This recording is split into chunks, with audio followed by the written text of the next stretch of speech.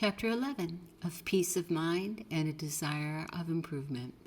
Men might lead quiet and easy enough if they would be careful not to give themselves trouble and forbear meddling with the other people who do and say in which they are no way concerned. But how should he be easy who makes other men's cares his own, who industriously seeks disquiet, and when he might rest in peace within doors, go abroad to invite and fetch disturbance home to his house, who takes such pains and spends so much time to inquire into the affairs of neighbors and strangers altogether foreign to him, and seldom or never descends into his own breast, that he may examine and understand himself. Blessed are the meek, says the Scripture, for they shall inherit the earth, peaceably, and increase their joy in the Lord. Whence is it, think you, that some holy persons can so perfectly abstract themselves from the concerns of this world, and find such satisfaction in their divine retirements and solitary contemplations?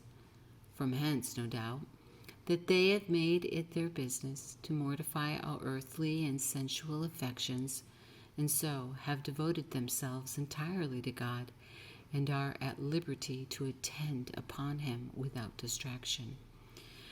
But we find the case much otherwise with us, because our passions interrupt our piety, and the transitory things of this world continue tenderly to affect us.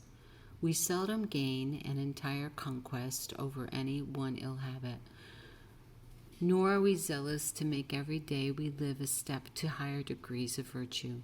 This is the reason why we are so cold and insensible, or at best, but lukewarm and indifferent, in the exercises of piety and private meditation. Were we but as we ought to be, dead to the world and our own lusts, disentangled from those chains and snares within the hamper, and keep our souls down to matter and sense, then should we also relish acts of devotion and be ravished with marvelous joy when our thoughts are fixed on God in heaven.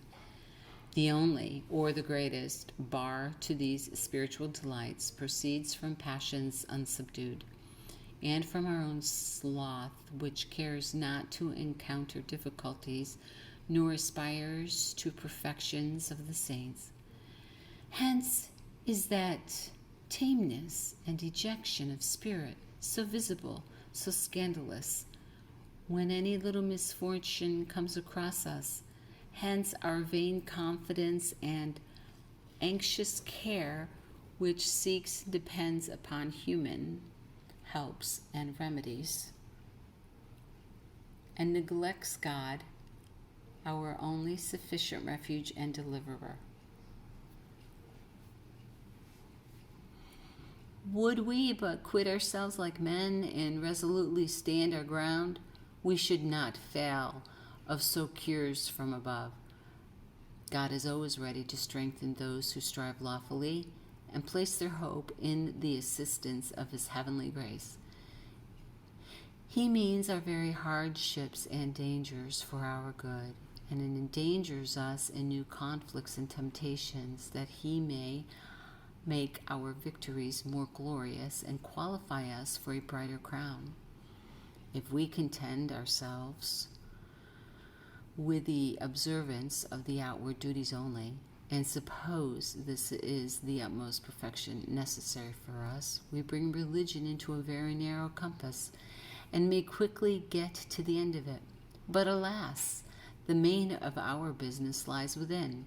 The axe must be laid to the root of the tree, and our sensual appetites quite cut down, before we can attain to true pleasure and holiness and a peaceful serenity of mind. Would we but impose upon ourselves the task of mortifying the fresh lust and conquering a vicious habit every year. Even thus, in a little time, we might attain to some perfection. But alas, we often take the direct contrary course, and are generally more wary and more devout, more zealous to do well and to avoid evil when we first enter upon a religious life than after we have spent some time in it.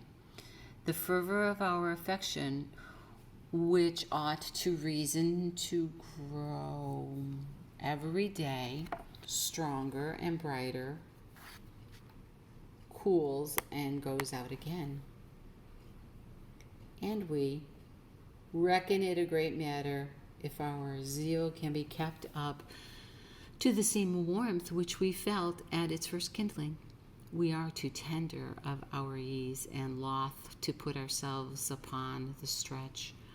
Whereas, would we but use a little severity and submit to some violence at first, that trouble would quickly wear off, and all of our progress in virtue would prove not easy and tolerable only, but even a delight and wonderful satisfaction to us.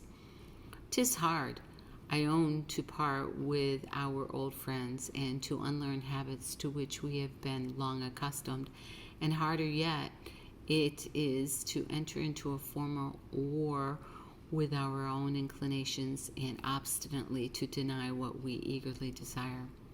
But if we do not conquer smaller difficulties, what will become of us when assaulted by greater? If we do not resist our natural propensions at first, before inclination is strengthened by custom, the enemy will gather strength. Every day's practice is a fresh reinforcement, and the longer the delay, the greater will be the difficulty. Oh, think of this in time, and consider the happy effects of an early and serious piety. What peace, what triumphs to yourselves, and what joy to others, to God and Christ, to angels and good men, you will certainly procure by behaving yourselves gallantly in the spiritual warfare. This sure balance will all the hardships of virtue reproach your cowardice and sloth, provoke and inflame your diligence and courage, and make you zealous, resolute, impatient to grow in grace and advance every day in spiritual perfection.